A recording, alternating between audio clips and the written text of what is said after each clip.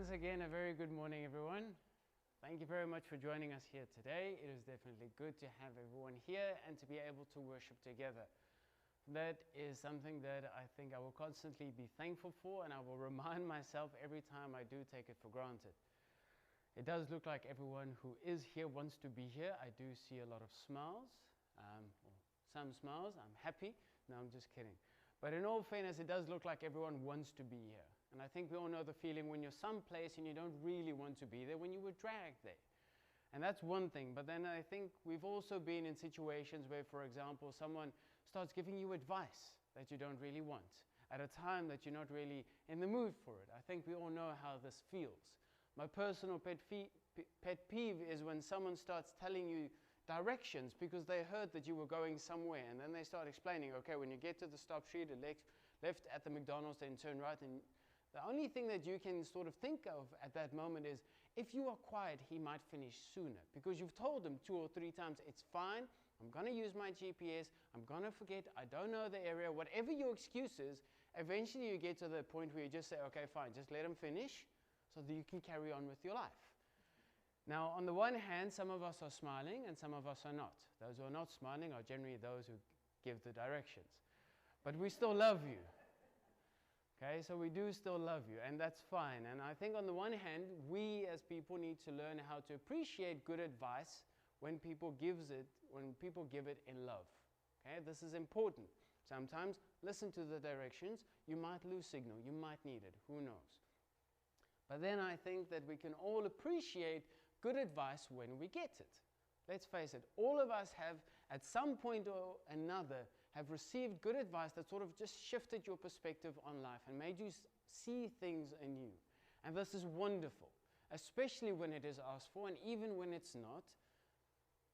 It has a way to improve your being and your life as a whole, because it shifts your perspective. Now, where am I going with all of this? Well, at the end of the day, you're here, which technically means that you asked for the advice that I'm about to give you, which means that you need to accept it. And this is really what I hope that all of our hearts are at this stage. I hope that all of us are receptive to this message. And this message is not from me, although I'm the one presenting it. I firmly believe that this is from Paul and from God. And I really think that it has the power to influence our lives in a good way. Although it is speaking about things that generally always go good in our lives, our relationships, because they're never complicated at all. Obviously, all of you are smiling, so you understand where I'm going with this. But thankfully, Paul is speaking to those who are married, speaking to those who are divorced, who are thinking of getting married, thinking of getting divorced, those who are thinking of getting anything, any type of relationship, he is speaking into it. So we're going to be covering a whole lot of that, but not everything. And then I'm going to share with you the realization that God shared with me last night while I was just finalizing some preparations. And he told me, okay, this is nice that you've got this. But by the way, you were wrong. It's actually about this. So hopefully it will be a good message, and hopefully I'm not missing the point. Now, as all of you know, or most of you know, we're working through the book of 1 Corinthians, a very interesting book of a very broken church. They're facing a lot of the same difficulties that we're discussing or having in our society today. People who have anger issues, people who have position issues, they have ego issues because they want the position, they want, that place, they want to be seen.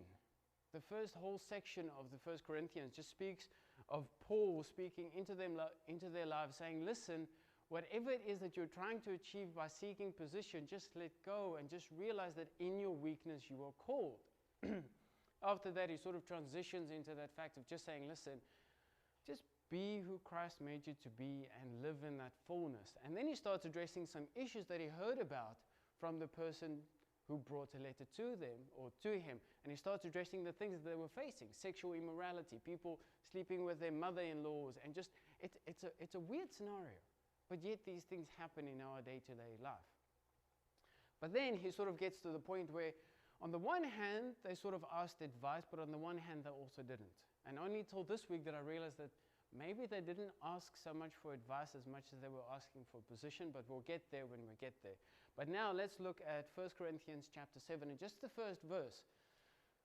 Now it says, now concerning the things which you wrote to me. Okay, so they asked for this advice, or they they wrote to him concerning these things. Now, I always thought that they asked him questions, and I don't think that they did, because it says in quotation, so what they said was, it is good for a man not to touch a woman.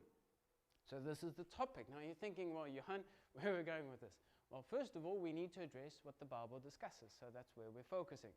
So this church, because they were living in such an idolatrous and just fornicating society, the whole concept of sex within the marriage being beautiful and intimate has been so distorted within the church as well as outside that a group within the church sort of wanted to take it so far as to say, listen, let's just stop everything because this is so distorted. Let's just call each other pen pals, for crying out loud. Let's just enjoy each other's conversation.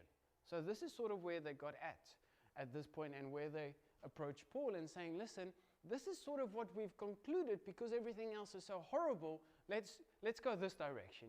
Let's just stop everything. So Paul, in his wisdom, he speaks to them. So first of all, he speaks to the married. Nevertheless, because I feel he's saying, I get your point. Okay? If you don't do this, then you sort of can't get into trouble. But, nevertheless, because of sexual immorality, let every man have his own wife, and let every woman have their own husband.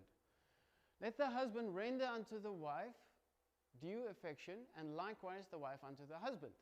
The wife does not have authority over her own body, but the husband does. Very politically incorrect these days. Likewise, the husband does not have authority over his own body, but the wife does. Do not deprive one another except with consent for a time, that you may give yourself to fasting and to prayer, then come together again, so that Satan does not tempt you for lack of self-control. Now, what is Paul saying? He's going to the extent where he's saying, you guys want to stay away from sex completely. I'm saying get married if you can't control yourself, so that you can just at least keep this magical, intimate thing in the place where it's supposed to be. Last week I gave the example, a fire is a wonderful thing in a braai, in a fireplace, but if you do it on top of the sofa, you're going to burn the house down. It's not where it's supposed to be, so that's not where we should have it. Paul is emphasizing sex within the marriage is a wonderful, intimate thing, as well as keeping you out of trouble. And by the way, the words that he sort of uses in saying that wives should not deprive their husbands and the husbands should not deprive their wives, he's speaking in a very direct form. He speaks about men and women cheating each other of what you deserve. Now, very few times in the Bible do we speak about things that you deserve, but in a marriage, this is what you deserve. Except, obviously, if both of you agree that this is not sort of what we're in the mood for today. That's fine. Now, I'm carrying on, and then I'm going to bring everything together. Moving on to the next point, to the unmarried. Now, these are the people, the ones married. So they were married before. Now, for whatever reason, they are either divorced or widowed or whatever. This is where they are now. Going on from verse 6. I speak as concession. Now, this is sort of another word for what we can use there for concession is compromise. So I'm speaking as a compromise just so that you understand where I'm going, and not as a command. For I would, Paul speaking, that all men were even as I myself, being unmarried. But every man has the proper gift of God, one after the manner and another after that. I say to the unmarried and the widows that it is good for them that they live even as I. Listen, guys, it's okay not to be married. It's fine. But if they cannot restrain themselves, let them marry, for it is better to marry than to burn with passion. If that's all you're going to be thinking about and is taking off all of your focus, then just get married and get on with it. We've got more important things to worry about than your lustful desires or your passion or whatever. Let's get on to what's really important, and that's our focus on God and saving people from hell. It's a lot more important than you getting distracted the whole time. Once again, very politically incorrect and things that we don't generally talk about in church. But yet, we're discussing the Bible, so this is what we're going to be discussing. And then moving on to divorce. Now, this is a difficult topic, especially in today's life, where it almost feels like more people are getting divorced than they're getting married, but it happens. It's life. It's difficult. And Paul goes on in verse 10 and he says, now to the married I command not, but the Lord. So Paul is saying, listen, this is not me, this is God. In the same way I'm saying, this is not me, it's not Paul, it's God. Do not let the wife depart from her husband.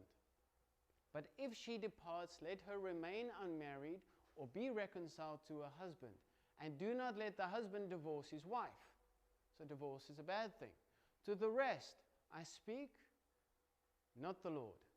So now he's saying, okay, listen, this is what God said. Now I'm giving my opinion. Now I'm sharing what I think.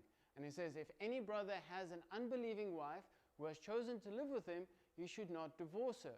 And if the woman has an unbelieving husband who consents to live with her, she should not divorce him.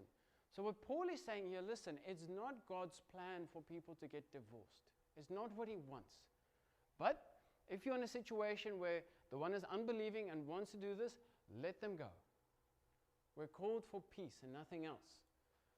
He goes on to the next section in verse 14 where he says, for the unbelieving husband is sanctified by the wife, and the unbelieving wife is sanctified by the husband. Otherwise your children would be unclean, but now they are holy. But if the unbeliever departs, let the one depart. Let them go. A brother or a sister is not bound in such a case. God has called us to peace. For how do we know, O wife, whether you will save your husband? Or how do we know, O husband, whether you will save your wife? Now, friends, this is a difficult topic because obviously life happens and there are people in this church and in your life who are divorced, who have either widowed or things have happened or abuse. I believe that there's a call for everything. I think we need to focus on what God is actually saying, which is why I'm going to the main topic for today that I'm going to use to bring everything together. Live as you are called. Paul goes on in verse 17 and he says, but as God has given to every man, as the Lord has called every man, so let him walk. As God called you, so walk. This I command in all the churches. Now he gives two illustrations. First to the Jewish believers, but then also in a way that all of us can understand. So he's giving two illustrations, not commands. Is any man called while circumcised? Let him not become uncircumcised. Is any man called uncircumcised? Let him not be circumcised. Circumcision is nothing and uncircumcision is nothing. So if you were circumcised for the Jewish law, don't suddenly try and become uncircumcised, however you're going to try and do that, or the other way around. It's not going to work. That's not the point. The important thing is, let each man walk in the condition which God has called him.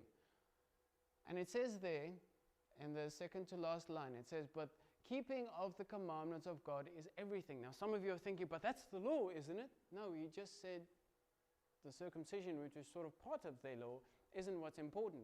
So what are the commandments that he's speaking about? Well, he's speaking about the commandments that Jesus spoke about. Love the Lord your God with all your heart, all your mind, and all your soul, and love your neighbor as yourself. Jesus said that the people will know who we are through the love that we have for others. He also commanded us to go into the world and spread the gospel. That's the command. That's the focus point. That's what's important. Paul goes on to say, were you called while a servant? Now some of the translations, the one I actually prefer, the King James, speaks about a slave. Now we don't have this concept. We don't have where you're property of someone else. But were you called as a servant? Do not worry about it. But if you have become free, do so. So if you can become a free person, then do so. If you can change your jobs, do so. No one really cares in a very loving way. Then do so. For he who is called while a servant is the Lord's free man. Likewise, he who is called a free man is the Lord's servant.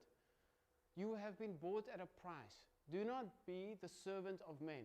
Brothers, let every man in whatever condition he is called remain there with God. And this is the main focus point. Remain there with God. Because I kept on going through these passages and I kept on going through them trying to figure out, God, what is it that you want us to understand with this? Because if I, at first glance, look at this, it's sort of, here's your clear instruction if you're married. Here's your clear instruction if you're widowed or divorced or whatever. This is your instruction for this. And by the way, don't get divorced. And by the way, for the rest of the people, this is what I command you. Paul goes on to speak about those who are thinking about getting married because they were thinking, maybe I shouldn't even get married because everything is such a riot. It's just horrible. Then another group that he addressed right at the end were fathers of virgins or fathers of young ladies, saying, who were wondering, can I even give my daughter away for a wedding? Can they get married? And Paul's saying in all of this, if you look at the whole thing, and this is smack dab in the middle, whatever condition you're called in, be there with God. It's the same thing that I keep on saying week in, week out, and there's a thing that is sort of, it's growing in confirmation in me as we work through all these different passages. God doesn't care about those minor details now, because you all are thinking about what's happening in this life. Paul speaks, when he speaks a bit later on, he gets to this point where he just gets frustrated and says he doesn't care. Like, just do what you need to do, but do it with God. Jesus, when he speaks about marriage, and he says, in the end times, in heaven, people won't even get married. The same as angels. It's not important. But we get stuck on the details of the here and now. And we're not saying that these details aren't important. But what I've seen countless times is people would, for example, be standing on something like this. Now, I'm not going to do it for fear of falling. Maybe I would. But you're standing here. At least this will keep you awake. But if you're standing on here, this is the core doctrine of Christ. This is our salvation. And we start looking at all the other details to the point where we keep on wanting to go stand on that for hope that that's going to sustain us. And Paul keeps on bringing them back and saying, but listen, that's not where you should be standing. That's not the details. That brings the color. That brings in the scenery, the beautiful things of life. But we should stand on this, because the amounts of times that I've seen people either gain or lose their salvation because they keep on getting stuck on commands in the Bible. And Paul keeps on saying, stop worrying about it and just do what you know God has called you to do. You know that sex is part of what God wants you to do, so just do it right. Do it within a marriage. If you're doing it outside, stop. Don't think that you need to do this or that to cut that off. Just stop and live your life right. The woman caught in adultery. Stop. That was his command to her. Stop doing it and live right now. That was it. Live better. The entire emphasis of the whole Bible, from start to finish, is focus on God. Everything else is fluff. The explanation that I love most and that applies to everything in my life, and I try to apply it, is I don't think God cares about the details. He cares about us, and we care about the details, so sometimes He helps us with the details, and He blesses us with the details, because that's the good Father He is. But I firmly believe that God also instructs us in the same way as we would instruct a child, saying, go clean your room. And then sometimes the child would come to you and say, listen, should I put the red sock and the blue sock this way and this way, or should I put it this way and this way in my cupboard? And I firmly believe that God's like, it's your room. I just gave you the instruction to clean it. That's it. You sort of know where everything goes, and that's fine. Just do what I instructed you to do. That's the main focus. But we get distracted on the minor things, where this church got so hyped up on trying to gain position, and what I personally think they were writing to Paul in sort of trying to let him understand how smart they are, or how good they are understanding theology and God. And maybe to the point where they want to show, listen, we love God so much, we will give up on our relationships with our wives and just on life in general. And Paul goes on to say, but listen guys, I want everyone to just be single, because the moment you start getting into a relationship, you start getting distracted. Paul got to the point where he says, I think everyone should remain single because times are so tough. He said it 2,000 years ago, and when my dad told my grandfather that they're expecting me, he said, how can you raise a child in these circumstances? I'm thinking the same thing with Gabby now. And if God willing, if He hasn't come yet by that time, I'm going to think the same thing of her. How can you raise a child in these circumstances? Paul thought it 2,000 years ago. Life is tough. Stop worrying about the details. The things that we're worried about now don't matter then. Yes, these things matter to our daily lives, and they are important. But never ever step off of that pedestal where God should be. Use Him as a foundation. That's it. Because I kept on looking at this and I kept on thinking, how can this be, a sermon? It's just plain instructions. And then I realized there's not even instructions. It's just Paul saying, do whatever you want to do. Like if you want to get divorced, get eventually divorced. But just be wherever God wants you to be. That's all he's trying to say. He's not giving instructions. But we look at this and then we condemn ourselves because I'm divorced or this happened. Be where you are, but be there with Christ. That's it. Friends, and it's with that message that I really feel that I just keep on wanting to bring us back to Christ. The more I look at the Bible, the more I realize everything just says, stop worrying about the fluff. And I say that because I realize I need to clarify what I mean by fluff. It's an expression that Sophia and I use. It's when something feels nice, but there's absolutely no substance. Something's fluffy, but there's nothing there. It just covers you up. Our chicken looks tremendously fat. He does. But the other day he molted, and it looked like a small little dove. It was sort of embarrassing. He looks good to eat. When we saw him molting, we realized he's just going to stay a pet. But in all seriousness, guys, let's keep the main thing the main thing. Let's keep Christ our solid foundation. Let's look at all the other things and find creativity and find curiosity in them. Because God is beautiful, and He blessed us with beautiful sunshine and beautiful people, and relationships are wonderful. But they should never distract from Christ. That's it. May you all have a wonderful day today, and let's close our eyes and pray. Dear Lord Jesus, I want to thank you for this message that you laid on our hearts, Lord. Help us to read the Bible through your eyes, Lord. Help us receive your instructions and not read it through condemning eyes, Lord. Let us not hinder ourselves and trip ourselves over because we keep on looking for reasons why we're not saved and why we're bad. Lord, help us to accept that you saved us with love, and that the old has passed and the new has come. And now we're just sort of holding on to you for dear life, to grow as much as we can, and hopefully in the process be part of your salvation plan for the person next to us. Lord, create opportunities in our lives where we can grow in your love, Lord. Help us share your message with those who need it most, and help us just stay focused on you, Lord. I thank you for your love, and I thank you for this opportunity.